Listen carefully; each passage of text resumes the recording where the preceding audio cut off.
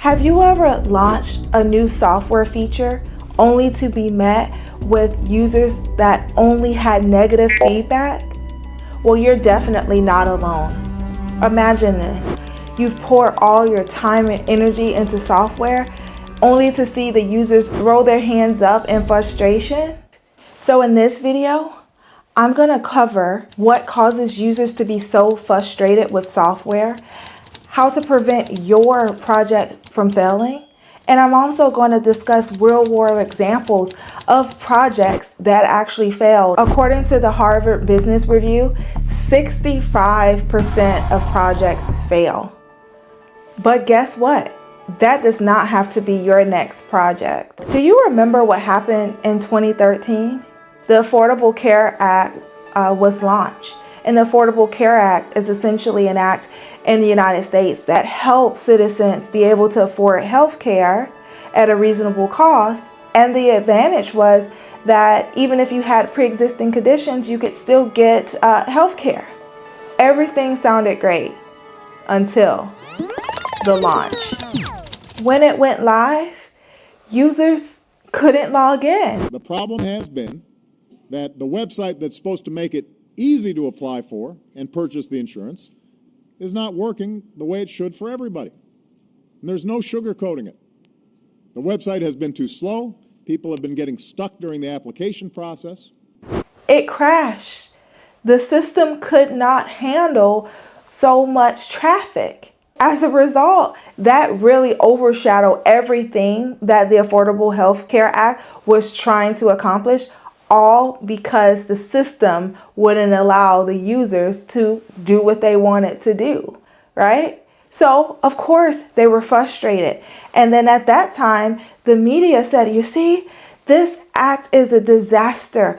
You know, we don't have the resources to take on something so large. So you may have a big idea over here of something that is a great initiative, but then over here on the launch, it goes up in shambles because the technology couldn't support it.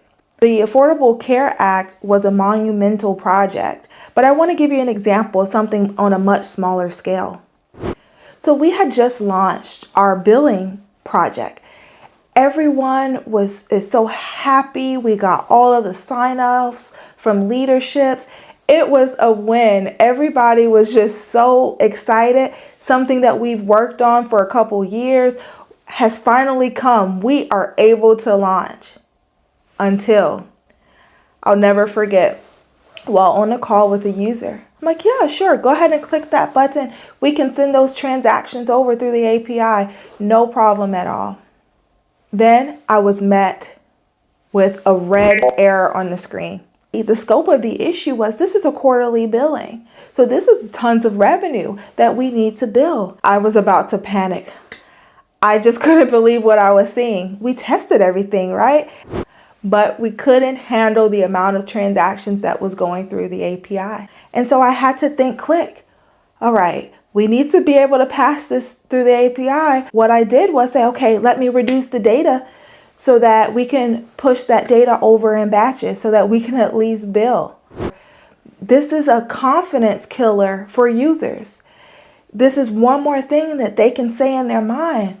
Oh, you see, this wasn't a great plan. It's always an issue, right? But you have to think quick in order to come up with resolutions. And in the meantime, you can bypass the website and apply by phone or in person. So don't let problems with the website deter you from signing up. So the lesson here, expect the unexpected. Always test for large amounts of data because you don't know what you don't know, right? Ask these questions. You know, how much data do you typically need to pass all at once so that you can help mitigate these issues? So now the damage is done. You've been exposed. The users see the chaos of a situation that this has caused. But there's one key thing you have to consider at this point. Take a look at what Barack Obama did. And we are confident that we will get all the problems fixed. Do you see what he did? He addressed the issue.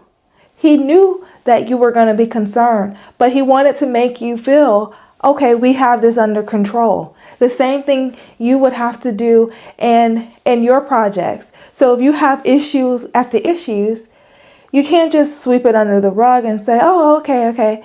You have to now bring it up to the forefront. Make people aware of this situation and how you're going to overcome it, right? So you outline, okay, this is the situation we face.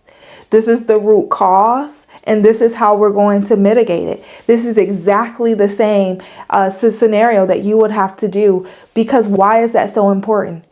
It's now time to gain back your users' trust, because during that issue, the only thing that they can think about in their mind is all the negative thoughts. This isn't working. This is a waste of time. So now you have to switch their brains back and to say, okay, I understand the situation. Things happen.